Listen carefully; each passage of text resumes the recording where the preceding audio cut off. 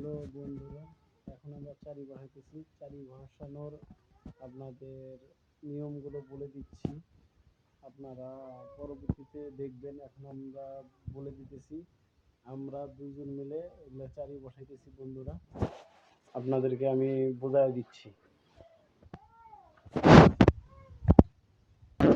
এই যে বন্ধুরা, এই যে দেখতেছেন,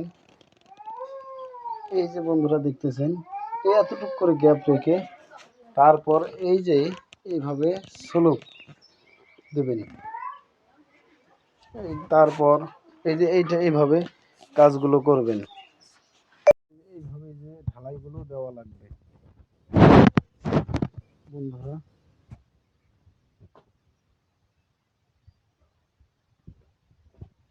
এতটুকু এই যে গ্যাপ রাখবেন, এতটুকু গ্যাপ রাখার পরে পরবর্তীতে এইভাবে এই যে স্লোপগুলো মিলিয়ে দেওয়া লাগবে, শক্ত করে ঢালাই করে।